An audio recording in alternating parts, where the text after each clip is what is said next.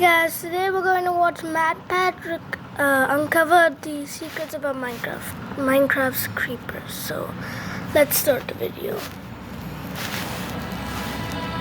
I'm also watching this. Here we see the Eye of Horus. The ancient Egyptians used it as a symbol of protection and good health. Oh. And here we have ourselves the Ankh, representing life. Write that down. Yes. And this one? Well, we just haven't figured this one out yet. Dr. Matt Pat, Oh, what's no. that hissing sound? Probably just the no. sound my torch makes when it's... Oh. Ding.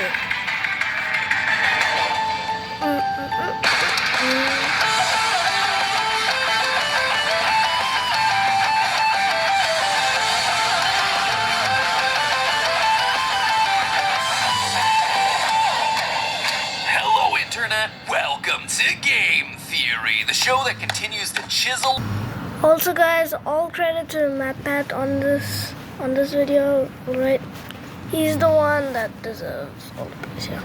So go check out the video by yourself after you watch this one. So yeah, it's a process. What's up, guys? Hello, Internet. Welcome to Game Theory, the show that continues to chisel away at the hidden lore of Minecraft. And in that little archaeological dig, we've covered the secrets hidden in a lot of Minecraft's environments. But one that I've largely left ignored up till now has been the desert biome, which I can now say, having researched this theory, was a huge mistake on my part. While the desert might be lacking in life, it is teeming with lore, filled with subtle game design decisions that give us details about the long-forgotten ancient world of this game. In short, the desert is where everything in the lost history of Minecraft's world began. So I hope you're thirsty, theorists. Thirsty for a nice, tall, cool glass of knowledge, that is. Because today is all about cats, creepers, and desert temples. Oh my! Now, to begin with a quick refresher of my little Minecraft lore series, which I've been building on for the better part of 2 years. I actually really wondered why the creepers were scared of cats. I mean, you can do hundreds of hearts of damage just by self-destructing. Why are you scared of a little cat? Like, why are the creepers even scared of them?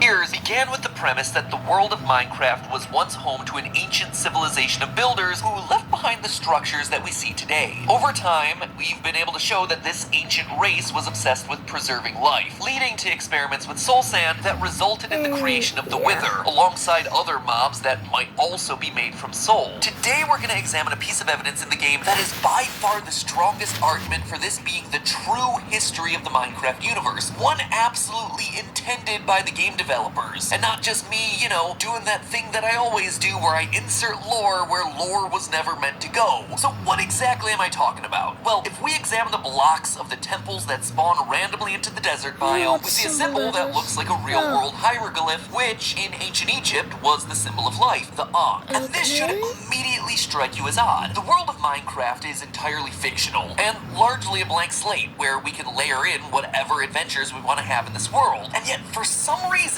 this is our one instance of a real-world symbol being used in the Minecraft universe. I mean, when the game's developers were designing these structures, they didn't have to use any symbol. It's not like jungle temples or underwater temples have any sort of real-world symbology in them. So that's already an odd little outlier about these temples. But beyond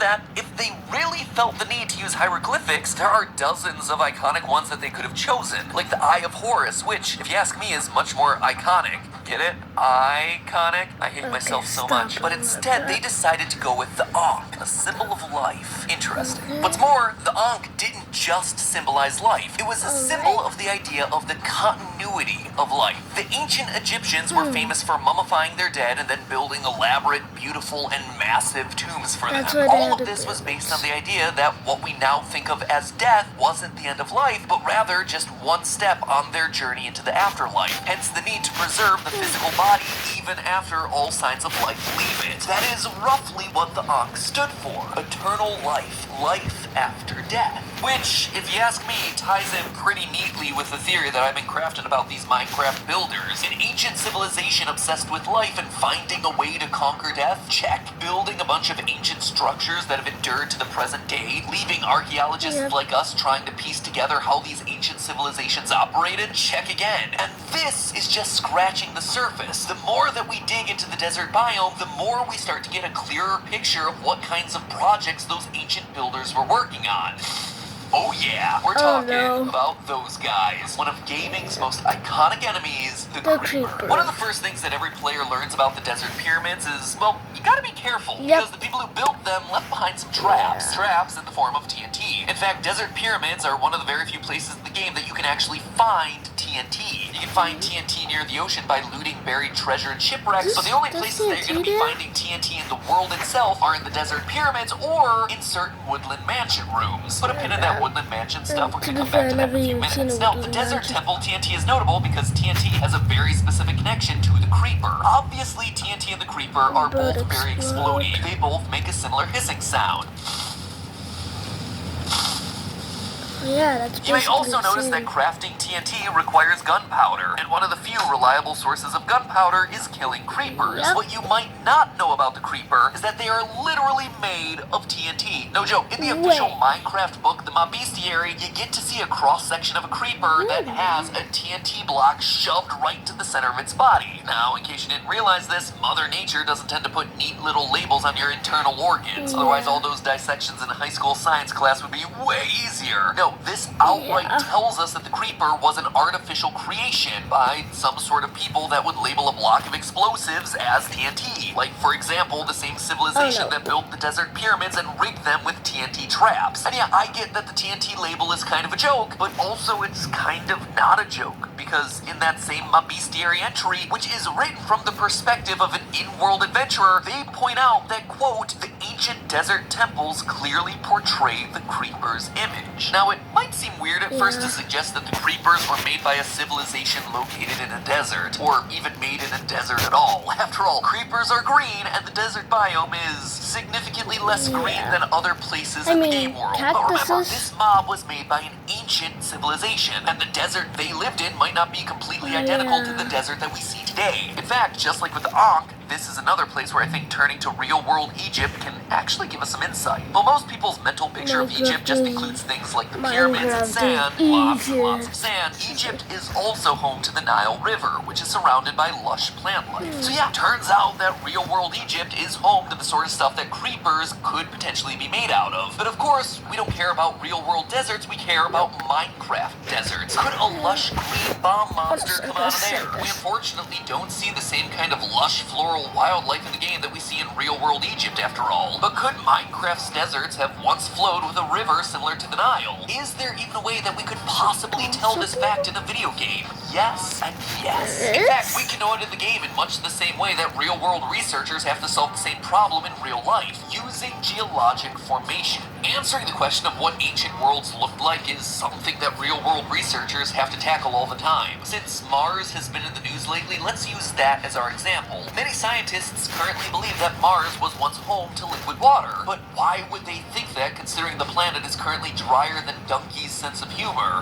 Because of geologic formations. The surface of Mars has canyons, the same kind of canyons that would be carved by a flowing river, and have been carved by a flowing river here on Earth. By the same token, we can look at the desert hills in Minecraft and conclude the high likelihood that they also would have been made by ancient waterways slowly carving away at the land bit by bit, year after year. How do I know that I'm not completely overthinking this? Remember, these aren't just sand dunes. If you start digging down, you hit sandstone, a rock that is formed mostly in rivers, lakes, the ocean floor, and beaches. All places that either currently have or once had water. So yeah, given what we know about real-world Egypt, the geologic formations of the biome, the fact that creepers are depicted in the temples, the connections to TNT, and heck, just the fact that creepers spawn in deserts, we get a good sense that creepers, the ancient builders, and the desert biomes may just all be connected. But if you look at the loot that appears in desert pyramids, another interesting picture starts to emerge. For one thing, you can loot ancient chests and find bones and rotten flesh. Not all that different from real-world archaeologists uncovering ancient Egyptian pyramids and finding preserved human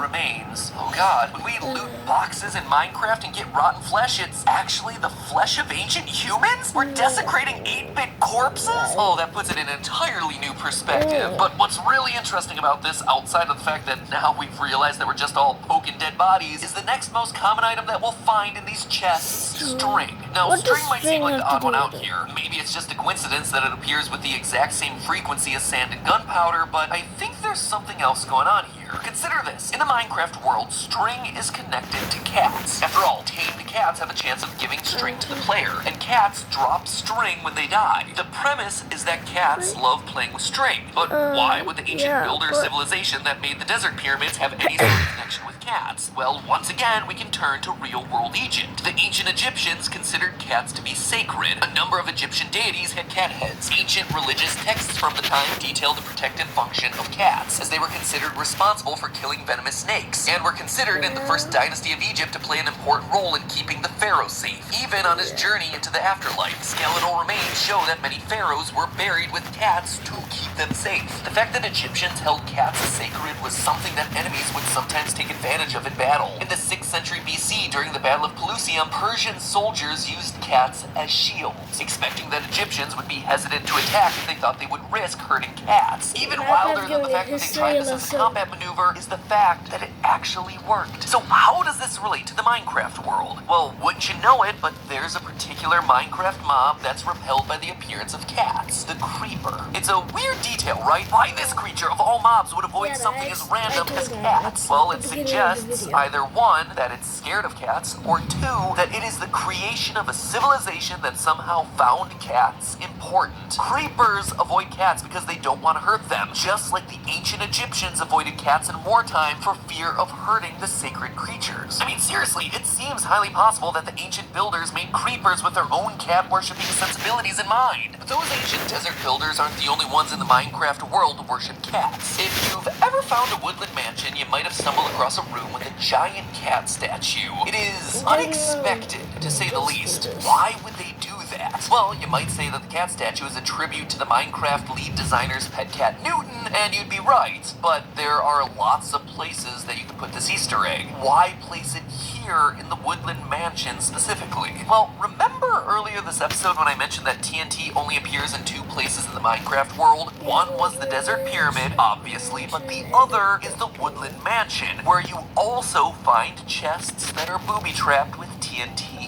Something tells me that the Illagers might be copying someone's homework. And not just with cats and TNT either, but with the whole concept of life itself, most notably through their usage of the totems of the undying. But these Egyptian connections just take it all one step further. Cats, TNT, Ankhs, a quest for eternal life, from ancient Egypt to Minecraft desert temples to woodland mansions, it all connects. And now we start to see how these pieces may start to fall together. Could it be that creepers were some of the earliest creations of the ancient builders, living in their desert temples? Perhaps it was their experiments with life and creating life that led to the creation of a walking, sentient pillar of TNT. And as a society that valued cats, just like their counterparts in real-world Egypt, and as evidenced by the strings stored throughout their loot boxes, they endowed their creations with a similar respect for felines. And from there, could it be that Illagers are long-lost descendants of that culture, with their cat statues and their TNT booby traps? Or are they just imitating this ancient culture, cargo culting it without really knowing the logic or reason behind it? Who knows? Anyway, that, my friends, is the uncanny connection between creepers, cats, and desert temples. The strange coincidences just keep building, don't they? You can bet I'll be here to cover it all. But until the next one, remember, it's all just a theory. A game theory. Thanks for watching.